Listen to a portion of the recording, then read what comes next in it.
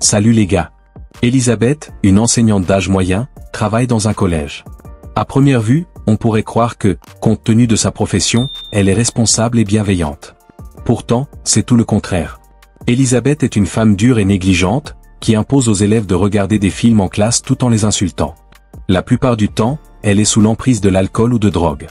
Son unique objectif dans la vie, se faire entretenir par un homme riche. En somme, Elisabeth est une chercheuse d'or. Sa relation avec le fils d'un homme d'affaires prospère semble bien se dérouler.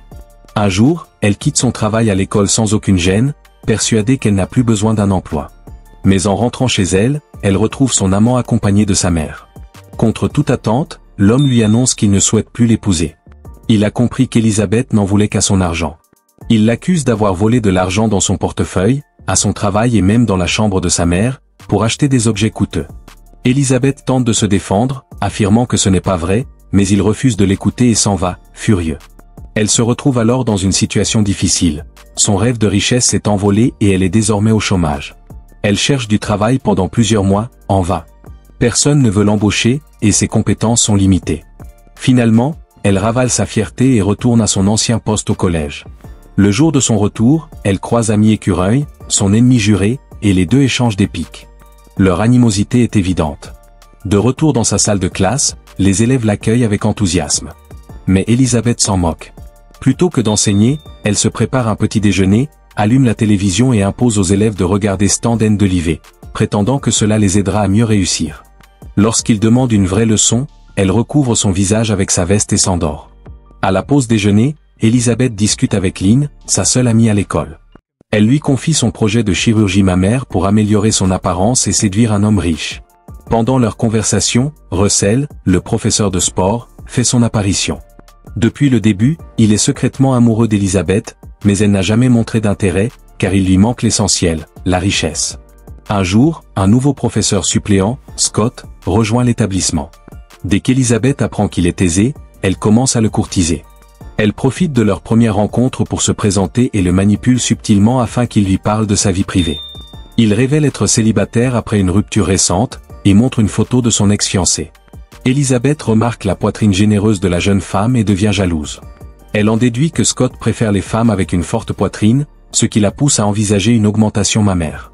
Dans la scène suivante, elle se rend dans une clinique et commence à remplir le formulaire d'inscription. Mais lorsqu'elle apprend que l'intervention coûte 9 000 $, elle abandonne l'idée. Elle n'a même pas 50 $ en banque. Ce soir-là, elle appelle tous ses amis et contacts pour tenter d'obtenir un prêt. Mais tous la rejettent, connaissant bien sa véritable nature. En désespoir de cause, elle se tourne vers son ex-petite amie et lui réclame 9 000 $ comme compensation pour l'annulation de leur mariage. Il refuse catégoriquement. Le lendemain, en classe, un élève lui propose de faire laver sa voiture. Il lui parle d'un événement annuel de lavage de voitures organisé par l'école, qui avait rapporté 6 000 $ l'année précédente. Elisabeth, d'abord indifférente, change d'attitude en apprenant que l'organisatrice n'est autre qu'Amy, sa rivale. Elle court alors au bureau du directeur et use de son charme pour lui demander de diriger l'événement à la place d'Amy. Le directeur, séduit, accepte aussitôt. Le jour suivant, Elisabeth enfile une tenue provocante et se rend à l'événement. Elle se met à laver les voitures en s'aspergeant généreusement d'eau, au grand plaisir des hommes présents. Même un policier, hypnotisé, provoque un accident. Elisabeth affirme que l'école a besoin de fonds et demande plus d'argent aux clients. À sa grande surprise, sa stratégie fonctionne. Elle récolte près de 10 000 $. Elle en donne la moitié à l'école et garde l'autre en secret. Amy, furieuse, confronte le directeur, mais le surprend en pleine miction. Il est outré par cette intrusion. Amy l'accuse alors ouvertement d'avoir laissé Elisabeth détourner des fonds, mais il affirme qu'il n'interviendra qu'en présence de preuves solides. Le lendemain, la réunion annuelle parents-professeurs a lieu. Une longue file de parents mécontents s'amasse devant la classe d'Elisabeth. Ils veulent savoir pourquoi elle ne fait que passer des films au lieu d'enseigner. Elle leur répond froidement, « Ne m'apprenez pas mon métier ». Après la réunion, un parent inquiet lui donne discrètement 200 $, la suppliant de faire plus attention à son enfant. Cela donne à Elisabeth une nouvelle idée. Elle commence alors à rencontrer les parents un par un, exigeant un paiement en échange d'une attention personnalisée à leurs enfants. Grâce à cela, elle se rapproche de son objectif financier, il ne lui manque plus que 2 000 $ pour l'opération. Pendant ce temps, elle continue d'ignorer ses élèves. Elle rejette aussi Russell, bien qu'elle finisse par se rapprocher de lui en tant qu'ami. De son côté, Amy se rapproche de Scott, le bel enseignant. Elisabeth est rongée par la jalousie en les voyant passer du temps ensemble. Elisabeth apprend par sa meilleure amie Lynn qu'il existe une rivalité féroce entre les enseignants de l'école pour une récompense en espèces. Une prime de 5 000 $ sera offerte aux professeurs dont les élèves obtiendront les meilleures notes au prochain examen d'État. Cette annonce motive Elisabeth, qui décide pour la première fois de s'investir dans l'enseignement. Dès le lendemain, elle arrive tôt en classe et choque ses élèves en les obligeant à lire leur manuel. Elle instaure une discipline stricte, des devoirs quotidiens, des exercices en classe, et l'interdiction de discuter entre eux. En quelques jours, les progrès des élèves sont visibles, mais pas encore suffisants pour garantir leur réussite à l'examen. Déterminée à remporter la prime, Elisabeth élabore alors un plan audacieux. Ce soir-là, vêtue d'une tenue provocante, elle séduit Karl, un professeur d'État chargé de rédiger et distribuer les questions d'examen. Son plan fonctionne, Karl succombe à son charme et l'emmène chez lui. Une fois là-bas, Elisabeth verse des somnifères dans sa boisson.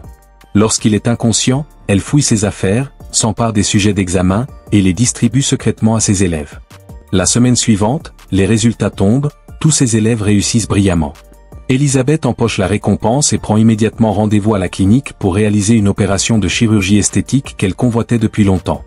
Mais sa joie est de courte durée. Elle découvre que Scott, l'homme qu'elle convoitait, est désormais en couple avec Amy, sa rivale. Déçue, elle est toutefois déterminée à ne pas abandonner. Quand elle apprend que Scott et Amy seront responsables de la sortie scolaire prévue pour les élèves, Elisabeth met en place un nouveau plan. Sachant qu'Amy raffole des fruits, elle injecte un produit chimique dans une pomme qu'elle dépose sur son bureau. Amy la croque sans se poser de questions. Rapidement, son visage se couvre de boutons et d'allergies. Par précaution, le directeur décide qu'elle ne peut pas accompagner les élèves et nomme Elisabeth pour la remplacer. Pendant la sortie, Elisabeth se rapproche de Scott. Le soir même, ils partagent un moment intime dans un lieu discret. Jalouse, Amy décide de contre-attaquer. Elle tente de fouiller le bureau d'Elisabeth, mais se heurte à des tiroirs verrouillés. Elle échange alors son propre bureau avec celui d'Elisabeth, et demande au concierge de l'ouvrir. Elle y découvre les copies volées de l'examen, preuve de la tricherie. Amy court informer le directeur. Celui-ci est bien décidé à agir, mais sans aveu de Karl, il ne peut se contenter que de licencier Elisabeth. Amy décide donc d'aller voir Karl pour le faire parler. Elle le menace de dévoiler ses propres fautes s'il ne coopère pas.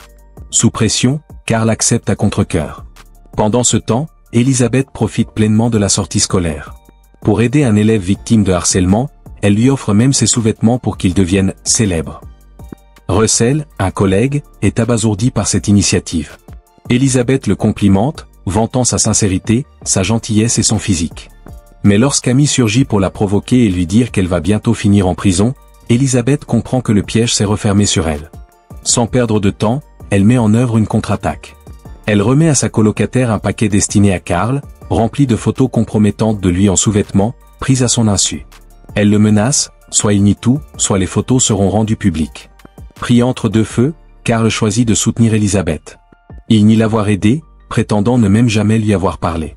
Elisabeth enchaîne en accusant Amy d'avoir stocké de la drogue dans le tiroir de son bureau. Elle souligne qu'Amy a changé de place pendant son absence, et que les copies étaient dans le tiroir du bas, tandis que des substances illicites se trouvaient dans celui du haut, toujours verrouillé. La police intervient, inspecte chaque bureau, et trouve effectivement de la drogue dans celui d'Amy. Elle est immédiatement arrêtée. La rivalité entre les deux femmes prend fin sur cette note dramatique. Dans la scène finale, Scott s'approche d'Elisabeth pour lui proposer un rendez-vous, avouant ses sentiments. Mais à sa grande surprise, elle refuse. Elle lui révèle qu'elle fréquente déjà quelqu'un de brillant, attentionné et séduisant, Russell. Elle l'embrasse avec passion, amorçant leur relation. Finalement, Elisabeth renonce à l'opération de chirurgie. Elle ne veut plus séduire les hommes riches, mais se consacre désormais pleinement à l'enseignement. Résolue, elle promet de soutenir chacun de ses élèves pour qu'ils réussissent brillamment.